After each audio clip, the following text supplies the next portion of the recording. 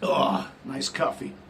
Hi guys, Steady Eddie here, coming to you from Udon Thani in Thailand. And I like Udon Thani. It's a good place. I've got myself a nice little place to stay here, and I'm quite happy for the meantime. So I hope all's well with you wherever you are in the world. So anyway, in this video, I want to talk about a subject which is really synonymous with guys who go to Thailand to meet women and maybe form a relationship with a particular Thai girl. It's the subject of guys who send money to Thai girls every month, a certain amount of money. So what is this all about exactly? Well, we've all heard the stories, haven't we? A guy from a Western country goes to Thailand to have a good time. He meets a particular Thai girl, falls in love with her, and then after his holiday's over, he goes back to his own country. But he doesn't like the idea that she's going to continue working in the bar and going with other men. So what he does is he agrees to send her money, perhaps even enough money to live on, however much that will be, in the belief that she's not going to work again. She's going to be his long distance girlfriend. Now, most fellas who go to Thailand are probably content with having a bloody good time there. I mean, it's a great country. Why the hell not? But others want a relationship, and this business of fellas who send money to Thai girls every week, it's been going on for a very, very long time. I heard about that long before I went to Thailand. Somebody said to me in the UK many, many years ago when I mentioned Thailand, this person said, "Oh, isn't that the place where those fellas go there and they send those girls money and all that kind of stuff?" Yeah, that's the one. Okay, so in simple terms, it sounds like problem solved. If the guy can afford it, he goes back to his own country, sends his beloved Thai girl money every month so that she doesn't have to work anymore. But is it really as simple as that? Well, the way I see it, it's old hat. It's been going on for donkey's years, this has, and it's old hat. Do you know what I mean by that phrase? It's like a joke that's been around for so many years that you would assume that everyone's heard this joke by now. I mean, really? Does this guy seriously think that if he sends his Thai girl money every month, that she's going to stop working in the bar, she's going to stop going with other fellas, she's going to save herself just for him when he eventually returns to Thailand? Really? Does he really think that? Get real. I mean, an important question you have to ask is, where did you meet this girl? Was it in a red light zone like Pattaya? Because that's where most Farangs go for a bit of sun, sea, sand and rumpy pumpy. So if you met this girl in a bar in Pattaya or on one of these dating apps in Pattaya, do you really think that if you send her money each month that she's not going to work anymore? Pattaya is a place that is aimed to take your money from you. These girls are opportunistic. They want as much money from you as possible. I mean this in a nice way, because they're not just robbing you of your money, but they are giving you something in return. They're giving you a bloody good time. But the thing is, some guys have to complicate it then by falling in love with the girls, really. And I've met quite a few Farangs who've done this, and they all the ones that I've met, they regret it. They regret sending these girls money.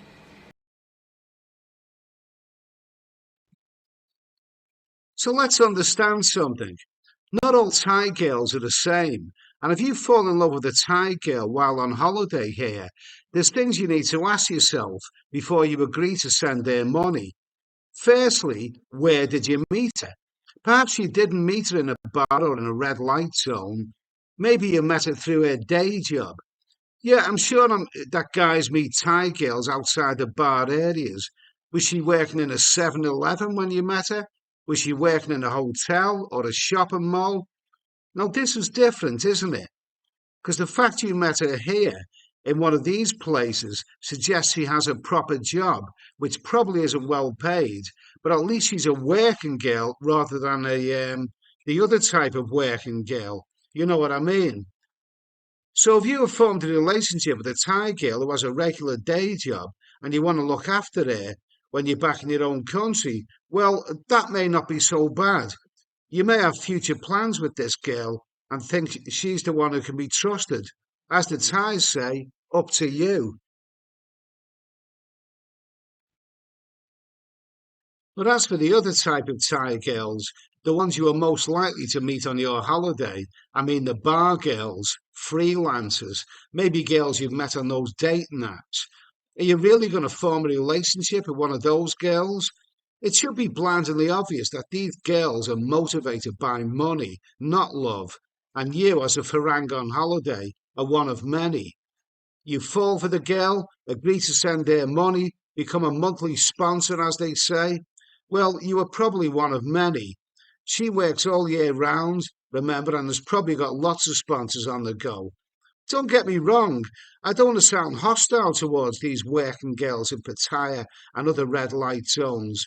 They're not bad, they're human beings like the rest of us, and they are great fun to be with. Just don't be naive and think you're the only one. So what kind of guys are we talking about here? The guys who go on holiday to Thailand, fall in love with a girl, become besotted with her, and then go back to their own affluent country and agree to send money to her every month so that she doesn't have to work in the bars anymore. What kind of fellas are these? Well, there's a common word to describe these fellas. The common word is simps. I suppose that's short for simpleton. Right, okay. This suggests that these guys are stupid.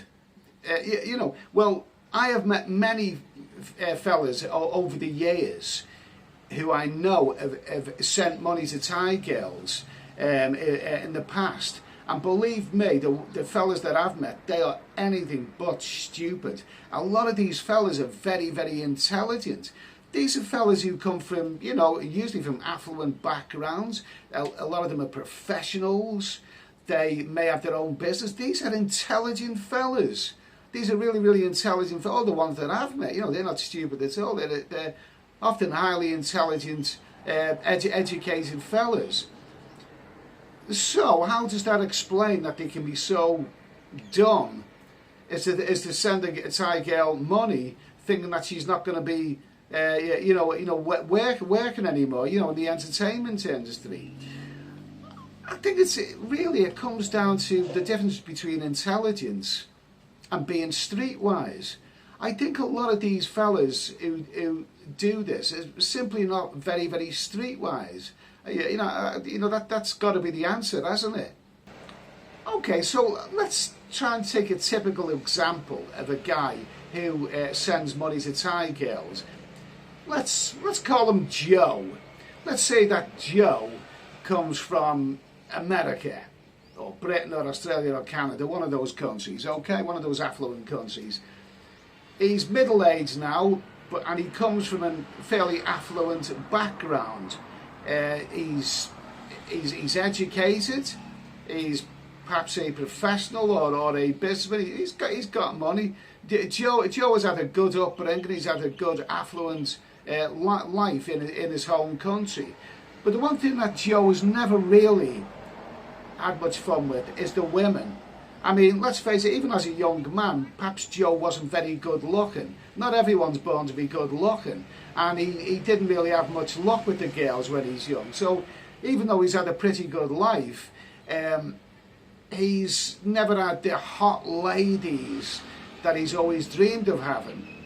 And then, later, Joe gets married to a Western woman. And after a few years, he discovers that, she's very, very opportunistic. She's not really after him for him. She really wants his money and his house and everything else that she can lay her greedy, avaricious hands on. Okay. So anyway, by the time Joe gets to middle age, he's really, really disillusioned with women in his own country, hostile, antagonistic towards them. So he gets to a certain age, he thinks, right, now's the time to go and visit this country called Thailand that I've heard about so much, to see if it really, really lives up to expectations. So Joe books a ticket, he goes out to Thailand, and wow, way, he's blown away. He's maybe 50 years old, and here's all these lovely, exotic girls half his age who are throwing themselves at him. You know, he's going into bars, he's being harassed by girls, and oh my God, this is wonderful, this is what he's dreamed about. He's never had this in his own country, nothing like this. But after a while he realises what he really wants is a steady girl. And he meets one Thai girl who really wins his heart. She's much younger than him, could even be half his age. But wow, he's besotted with her. She's a lovely girl. She's the kind of girl that he's always dreamed of. And he's simply never met a girl like this in his own country.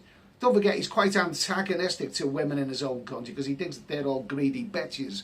Whereas this Thai, she comes from a poor background, but she's wonderful. I mean, she's got that lovely Thai smile, and okay, so he's met her in a bar. He understands what she does for a living, but he's going to change her. He's going to change her.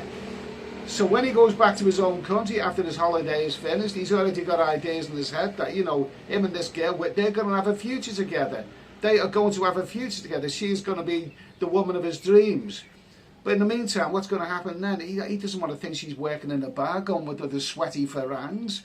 He wants to look after her. So he decides to send her money every month so that she doesn't have to work in the bar anymore.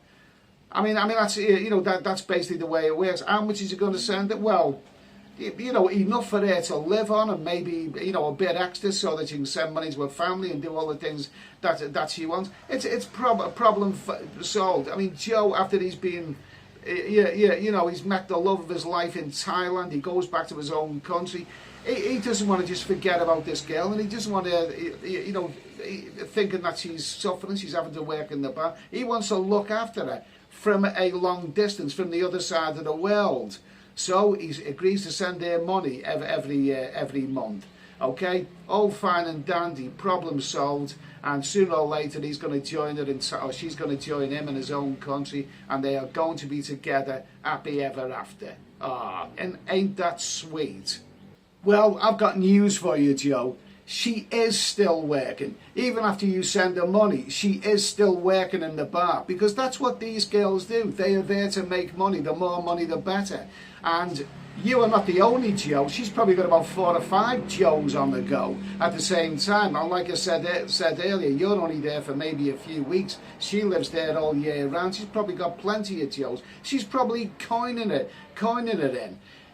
While you are, back in your own country, dreaming about her and talking to her on Skype or whatever you talk to her on WhatsApp or whatever. Well, Joe's going to learn the hard way, isn't he? Sooner or later, Joe will learn one way or the other that he's being taken for a bit of a mug. But it's too late then, because he's already sent her shed loads of money. Poor old Joe. So, as for the money, how much should a Farang send a Thai girl each month? Well, there's no set rules, I suppose, no set prices, but I think the idea is that he sends her enough money each month so that she doesn't have to work in the bars anymore. So, shall we say 40,000 Thai baht a month? That's just under £1,000 in English money and over $1,000 US. That's the idea. I mean, a Thai girl can live frugally on that, but she wants more money than that. Maybe Joe's going to send her a bit more money than that, so that she can send money to her family. And don't forget, these are young girls as well. Some of these girls may be 25, 30. These girls, Thais are very, very sociable. Thais like to go out and party. So, she doesn't just want money to, to put a roof over her head and food on the table. She wants to go out partying. She wants to go out partying with her friends each night. And when you consider that she may have 3 or 4 other sponsors on the go, she's got plenty of money to do that. She's probably living it up. She's probably earning more money than most girls or most people are earning in the West. So, did you think that, did you, Joe? When you send her enough money to live, that she's not only just going to live, but she's actually going to use your money to live it up. I mean, you know, she's going out party with her friends. She's probably going to the nightclubs in Walking Street. Did you think about that, Joe? Did you think that she's going to be drinking cocktails in those fancy nightclubs on your money, Joe? She's going to be partying with her friends on your money. Oh, and yet, and by the way, Joe, she's probably got a Thai boyfriend there in the equation somewhere, and he's probably having drinks on your money as well, Joe. So anyway, I think I've said my piece on that one. I mean, this idea of sending money, it's been, I'll say, well, like I said at the beginning, it's old hat. It's been going on for donkey's years, like a joke that's been knocking around at everyone's head, and yet guys still fall for it. There are still guys now who send these working girls money every month, and well, what's the old saying? A fool and his money are easily parted. That's the old saying. It's very true. As for me, well, I've met many lovely Thai girls over the years, and I've had heaps of fun with them. But have I ever been tempted to fall for a particular Thai girl and send her money every month when I'm back in my own country? Give over. Where do you think I come from? I don't come from any affluent namby-pamby background. I come from the real world. I mean, I grew up not trusting anybody. I learned about devious women at a very, very early age, and I've just grown up not trusting anybody. I mean, that's the reality of it. I don't trust anybody. I don't know any other way. Well, it's served me well over the years.